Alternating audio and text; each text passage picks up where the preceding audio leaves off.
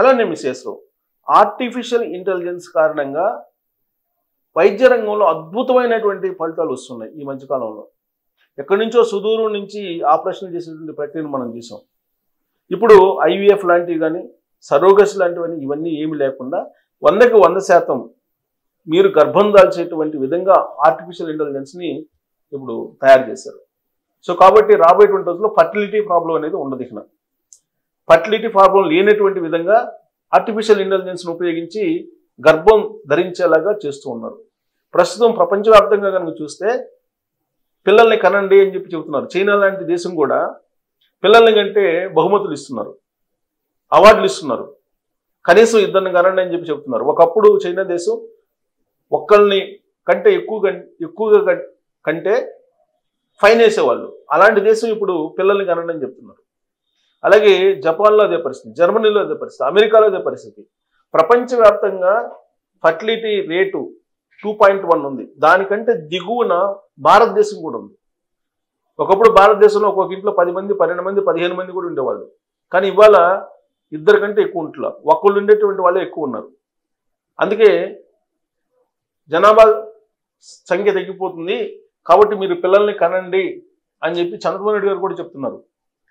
అందుకే ఇద్దరు కంటే ఎక్కువ ఉంటే కనుక స్థానిక సంస్థల ఎన్నికల్లో పోటీ చేయడానికి అనర్హులు అని చెప్పినటువంటి ప్రభుత్వాలు ఇవాళ దాన్ని లిఫ్ట్ చేశాయి. సో కాబట్టి రాబోయేటువంటి రోజుల్లో సంతాన సాఫల్యం అనేది చాలా ఇంపార్టెంట్. లేదంటే మానవాళి నశించేటువంటి ప్రమాదం ఉంది. శుక్రకణాలు పురుషుల్లో ఉండేటువంటి శుక్రకణాలు బలహీనపడుతున్నాయి. ఆ కారణంగా సంతానోత్పత్తి తగ్గిపోతుంది. దానికి కారణం ఏంటంటే కాలుష్యం, అలాగే ఆహారం కల్తీ, నీళ్లు కల్తీ, ఇవన్నీ చాలా ఉన్నాయి. ఈ కారణంగా స్ట్రెస్, ఇప్పుడున్నటువంటి పరిస్థితుల్లో స్ట్రెస్, ఈ కారణంగా శుక్ర వీర్య కణాలు బలహీనపడుతున్నాయి, శుక్రకణాలు బలహీనపడుతున్నాయి. ఆ కారణంగా సంతాన ఉత్పత్తి తగ్గిపోతుంది. అలాగే మహిళల్లో పీసీఓడి లాంటి ప్రాబ్లమ్స్ వస్తున్నాయి. వాళ్ళలో హార్మోన్ ఇంబ్యాలెన్స్ అవుతుంది. ఈ కారణంగా సంతానోత్పత్తి తగ్గిపోతుంది.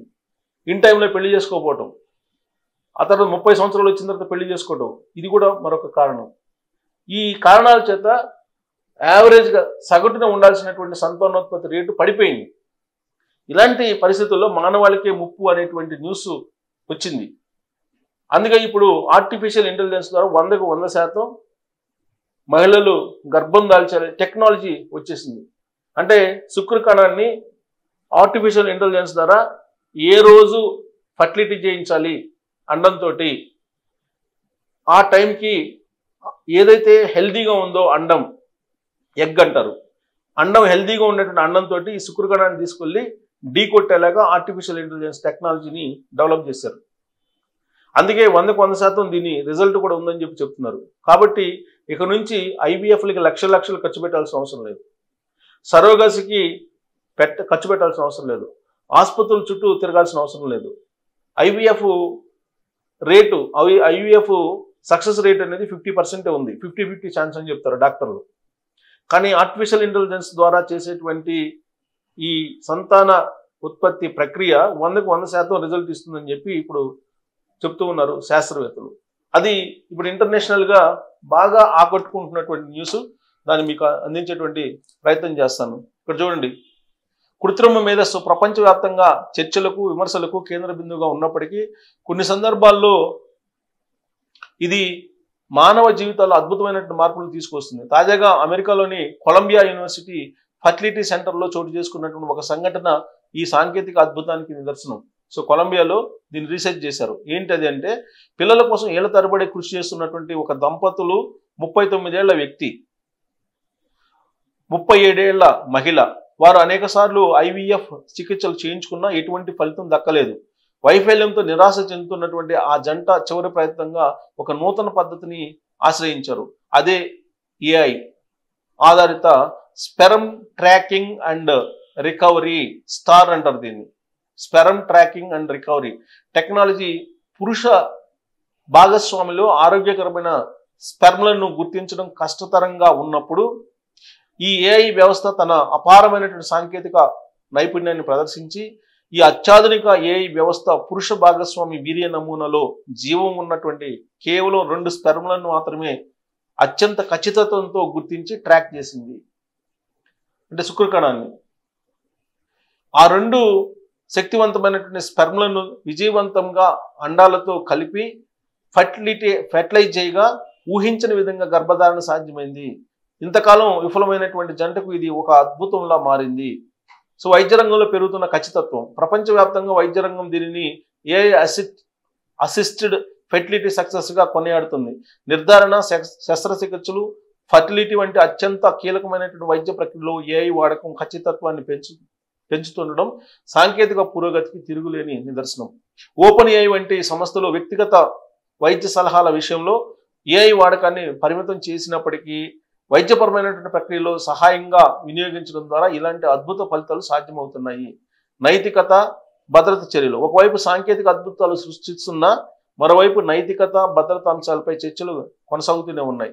వైద్య రంగంలో ఏఐ వినియోగంపై పూర్తి స్థాయిలో మార్గదర్శకాలు, నియంత్రణ అవసరమని నిపుణులు అభిప్రాయపడుతున్నారు. అయినప్పటికీ ఈ తాజా సంఘటన మరోసారి నిరూపించింది, సాంకేతికతను బాధ్యతతో, వివేకంతో ఉపయోగించినప్పుడు అది నిస్సందేహంగా మానవ జీవితాలకు వెలుగునిచ్చి ఆశను కల్పిస్తుంది. ఇది కొలంబియా అక్కడ యూనివర్సిటీలో రీసెర్చ్ చేసి శుక్రకణాన్ని, అండాన్ని రెండింటినీ కలిపారు. సహజంగా ఐవీఎఫ్ ఎక్కడ ఫెయిల్ అవుతుందనంటే వైద్య రంగంలో ఉండేటువంటి ఎక్స్పర్ట్స్ చెప్తుంది, పురుషుల నుంచి హెల్తీగా ఉండే ఆరోగ్యకరమైనటువంటి శుక్రకణాన్ని సెలెక్ట్ చేయటం అనేది చాలా టఫ్, చాలా కష్టం. అది సెలెక్ట్ చేస్తే ఆల్మోస్ట్ సక్సెస్ అవుతుంది. అలాగే అండం, ఆరోగ్యకరమైనటువంటి అండం ఎప్పుడు రిలీజ్ అవుతుంది, ఆ రిలీజ్ అయ్యేటువంటి టైం ఎప్పుడు, దాన్ని ట్రాక్ చేయాలి. ఒకవైపు మహిళల్లో అండం రిలీజ్ అయ్యేటువంటి టైం ఎప్పుడు అనేది ట్రాక్ చేయాలి. ఇంకొక వైపు పురుషుల్లో ఉండేటువంటి వీర్యంలో హెల్దీ శుక్రకణాలు ఏమున్నాయి అనేదాన్ని ఐడెంటిఫై చేయాలి. ఈ ఐడెంటిఫై చేసినటువంటి శుక్రకణాన్ని అండం విడుదలైనప్పుడు దీన్ని ఫర్టిలిటీ చేయాలి. అప్పుడు సక్సెస్ రేట్ వస్తుంది. సో ఐవీఎఫ్ ఏంటి, అటు అండాలని ఇటు శుక్రకణాలని తీసి పెడతారు, వీర్యాన్ని అలాగే అండాన్ని, ఎంబ్రియోస్ అంటారు దాన్ని ఇంగ్లీష్లో. సో ఆ రెండే తీసేసిన తర్వాత కలుపుతారు. కలిపితే అవి ఫర్టిలిటీ అవుతాయో లేవో తెలీదు. అయితే సక్సెస్, కాకపోతే అన్సక్సెస్, ఇలా చెప్తారు డాక్టర్లు. అంటే వాళ్ళకి తెలియదు అండము అలాగే వీర్యకణము కలుస్తాయా లేవా అనేది తెలియదు. ఒకవేళ కలిసినప్పటికీ కూడా ఆరోగ్యకరమైనటువంటి శిశువు పుడతాడా లేదా కూడా గ్యారెంటీ లేదు. కానీ ఆర్టిఫిషియల్ ఇంటెలిజెన్స్, కొలంబియా యూనివర్సిటీకి సంబంధించినటువంటి సైంటిస్టులు ఏం చెప్తున్నారంటే, ఆర్టిఫిషియల్ ఇంటెలిజెన్స్ని కనుక ఉపయోగించి ఇది ట్రాక్ చేయగలిగితే, ట్రాక్ చేసేటువంటి సాంకేతికత వచ్చింది. శుక్రకణాన్ని హెల్తీగా ఉండేదాన్ని ట్రాక్ చేస్తారు, అలాగే అండం విడుదలయ్యేటువంటి సమయాన్ని ఐడెంటిఫై చేస్తారు.